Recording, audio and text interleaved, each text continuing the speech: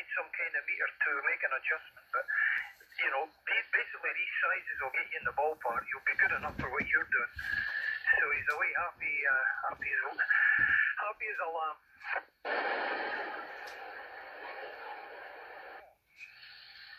Yeah, definitely.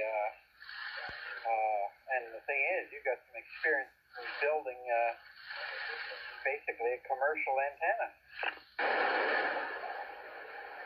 There's no mystery. At the sizes, you can't go wrong. That's it. The only thing I'm not sure about, I'll make my mind up later today. I'm going to assemble my little 927 megahertz Yagi. I've got a 6-element. Well, I've got the elements are all cut to size, except for the driven element. There's two schools of thought. Feed it via folded dipole or a trombone feed. I don't know if you know what that is. You can picture a J-pole, but this time the centre of the coax is connected to the top of the short end, and the braid is connected to the centre of the long end, and that usually gives a pretty good match. Yeah, okay. Yeah, I can picture that quite clearly there. Okay. Well, as I say, that's it. The trombone system is also used for a lot of matching systems. I forget what they call the beta matches are. Anyways, basically, is that's what it is. It's an RF capacitor, right? Beta match is a wee bit different. Beta match is it's like the gamma goes in parallel with the boom. You've got two rods spaced about 3 inches apart, and you slide a shortening bar up and down it. The gamma match is just the single gamma that runs along one side of the driven element, shorted at one end. I made a beta match up for the 6-meter Yagi. I was going to use it, but I thought, you know what, I'm going to try this. Take the centre out of a piece of 9913, and it's a perfect fit inside the aluminum rod. And I set it to the dimensions that it gave, and I didn't need to touch it. It was 1.2 to 1. The idea is that you slide the tube, in and out. Well, you move it along the inner of the coax. That's the dielectric, the plastic that surrounds the copper. So you move that till you get the lowest SWR, then you move the shorten bar. But I put them in preset positions, and it lit up like a fairground.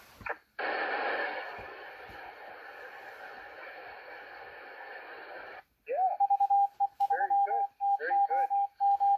Well, so you have a 900 meg radio? There was a fire sale up in Quebec. I can't remember. Somebody gave us a heads up. I forget who it was. But they said this guy's selling 927 radios for $50. I thought in for a penny, in for a pound. But so Motorola, I think it's 10 channels. There's a couple of different variants, but a decent looking little radio. And there's a guy out in near Wheatley or Livingston. I'm back in Scotland, in the name of God, Leamington. He's got all the stuff and the knowledge to program them. So they're all programmed the same, what everybody's got locally. You get one simplex frequency and the rest are all repeaters. But I'll use it for the local one downtown.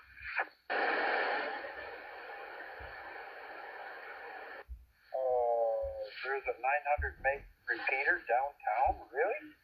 I believe it's situated beside the 220.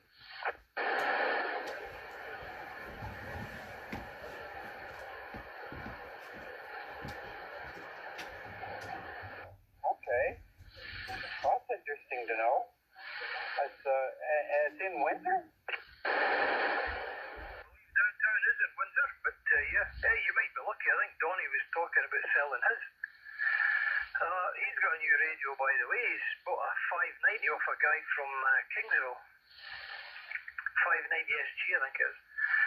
And, yeah, I forgot Rick would be round about at 11 o'clock or 12, but I got so involved in the front door, Greg, and then I went up on the roof. I thought, get it all done, and then I've got Sunday all myself.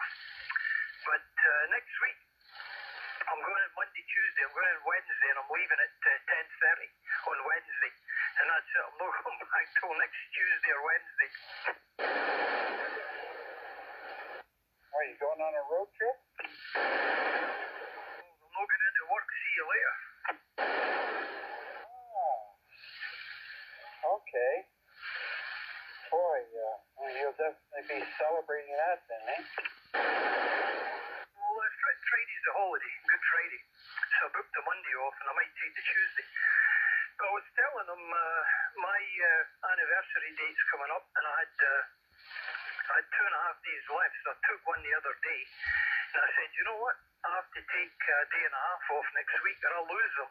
I am not losing them. So I said, as far as I'm concerned, I'm taking Friday's a holiday, so I'm taking Thursday, and I'm going to take half day Wednesday. I start at 20:07, so I'll leave at 20:11, but I'll skip out the door at 10:30. So nice long weekend, and I stocked up on Magners, so I won't be doing very much anything, Greg.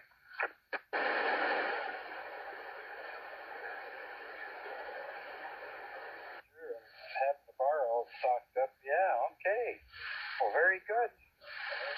You should be well rested for the next time you got to go back into work, eh?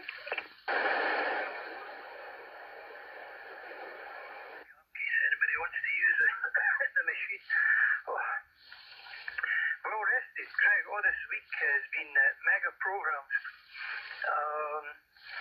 I found it hard to, can't really sit down on day shift, but I lean up against a big desk we've got. But it's a long day when you're watching stuff. But I managed to walk about and chat with other people. One ear on what's going on. We had a major kerfuffle too. One in another area, and then one in the area where I worked, the guy on night shift. So we had to fix all that up. So there was a big shout match about that, but other than that, nope. All quiet in the Western Front again. So you've been listening today, Greg? Some contest going on. I heard it last night. And some big signals on 15. And I thought 10 was opening, but it was a guy operating aeronautical mobile.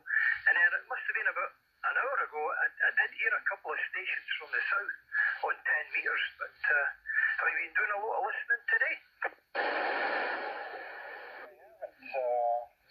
But I did set up my 10-meter rig there, hook it up to my antenna there, so it's hooked up. Do you have some frequencies to or areas to listen to?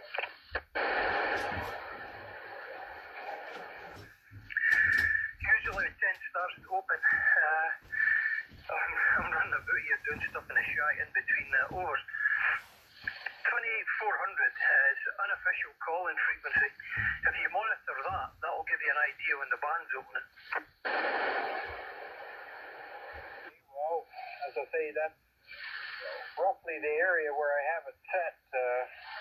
I think I set the radio to listen at 28450. You might do better leaving it on 400. It's hit or a miss if somebody's going to key up there. But 400, that's where if the band's going to open, you'll hear people there first. Or at least you'll hear the majority of people calling. I always leave the sub-receiver on the MP on 29600 FM. So when I'm on 10 metres, I'm monitoring 24 and 296. But I can be on, like, there's 15 metres. And I'll hit the sub-band. And now I'm monitoring 28 to 495 along with 21290. But it's a handy piece. You know what? When I got that 9000, I shoved the MP to the side. I forget how versatile it is. You know, having the second receiver in there. You can do diversity reception, although most radios can do that. But I forgot, I think I told you this the other week, you can also do, it's got synchronous AM detection, which alleviates a lot of fading. And there's a lot of features for an old boat anchor.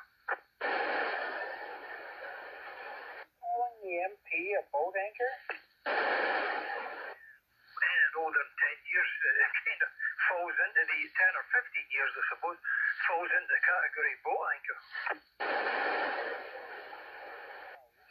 Be as bad as everybody else. Yeah, well, as I say, the old never loses its touch, though, especially if you buy the good ones. I'll say they last and they last, and they seem to stand up even against all the new stuff.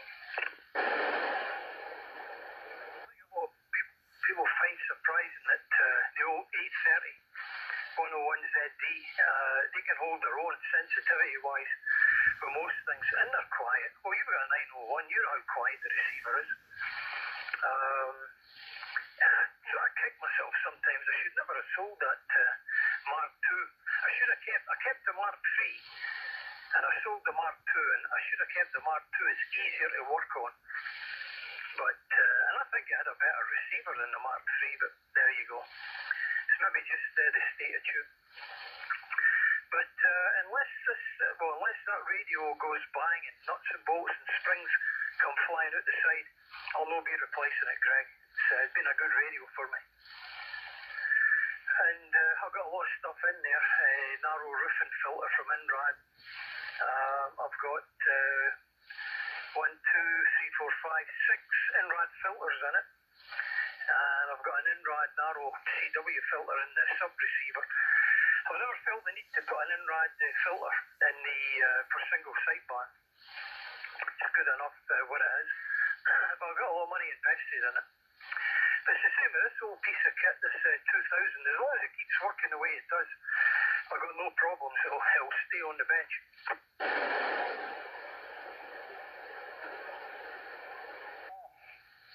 Yeah, I hear you, because I've seen on YouTube every now and then somebody will put up a 1000 MP,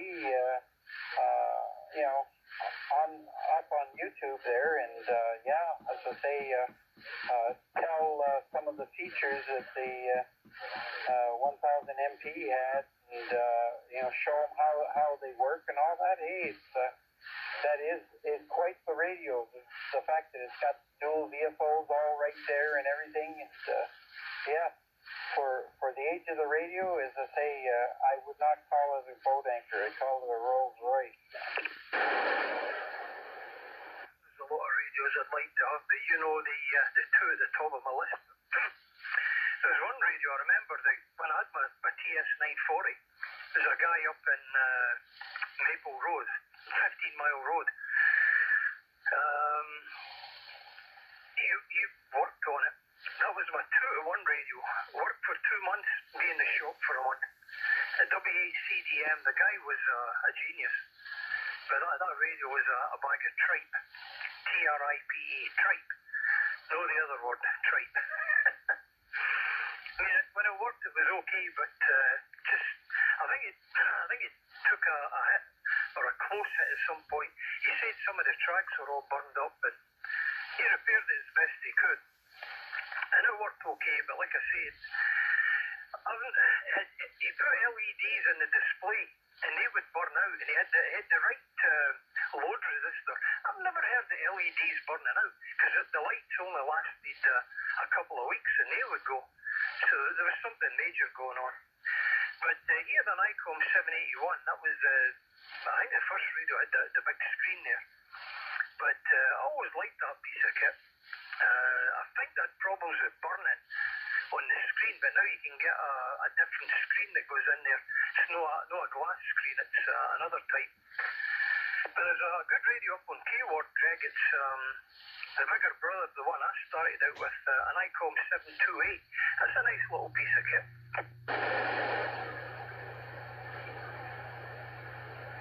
Yeah, okay. Well, as I say, it's definitely a good radio all around, and as I say, the fact that you put your